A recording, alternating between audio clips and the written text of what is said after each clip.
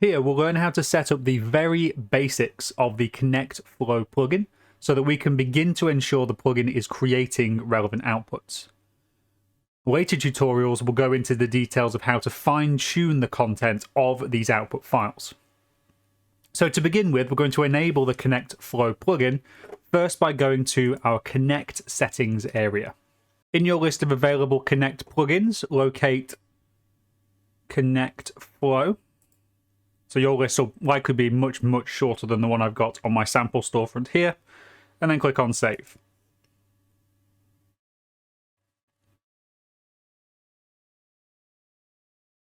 Next, we want to navigate to the Connect Plugins area.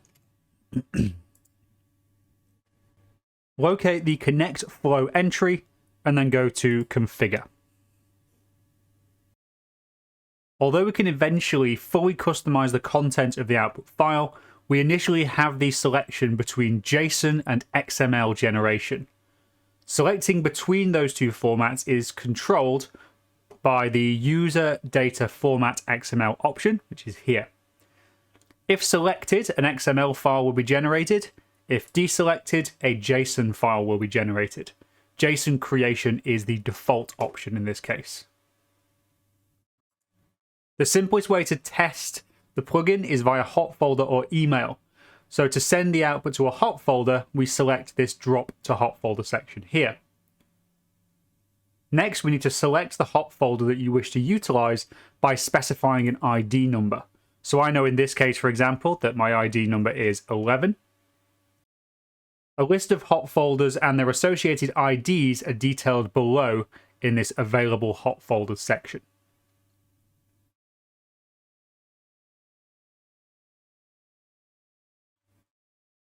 So we're not going to be covering hot folders in a massive amount of detail in this tutorial, but just for context, the hot folder must be configured prior to being able to establish a link to the Connect Flow's hot folder functionality. So to do this, we go to our hot folders section within Infigo. We create or select a print location, and then within there we can create a new hot folder. And we can specify what mapping that hot folder will have, so which products it will be associated with, for example. We also need to specify that we want to be able to use this specific hot folder for Infigo Connect. To do this, if we go to Edit Mapping on the relevant hot folder, and then right down at the bottom we have the option for Use Hot Folder for Infigo Connect. Select that checkbox and click Save.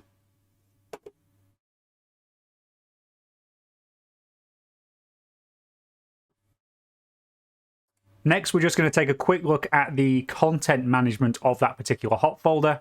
So expand the print location, find the hot folder you're interested in, and go to Manage Content.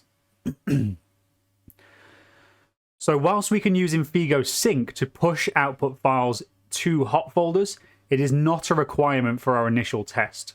Once we've specified a hot folder ID within the Connect Flow plugin, any generated outputs will be shown within this Manage Hot Folder screen.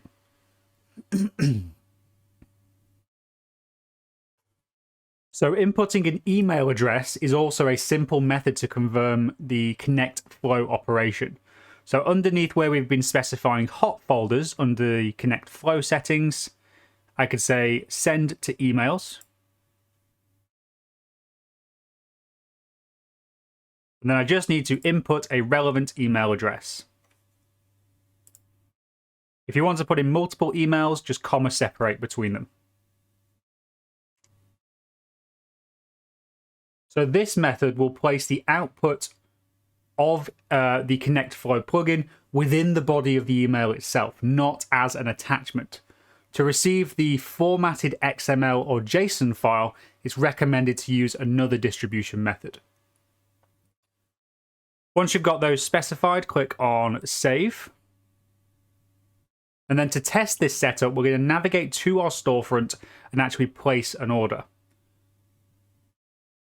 So we do recommend placing an order for a stock product at this initial stage. As an artwork output is not required to be generated, these will be the fastest to produce your XML and JSON outputs. So I'm just going to go ahead and place a test order. So that order has now been successfully processed. So with that order placed, I'm now going to navigate back to our hot folder management and take a look at the content of that hot folder. And what I can see there is that a JSON file has now been generated and automatically placed within that hot folder. If I want to obtain that information, I can just select and download it and then take a look. As we also configured the email addresses, I've also received email output from that particular job. But as you can see, it places that information in the body of the email itself.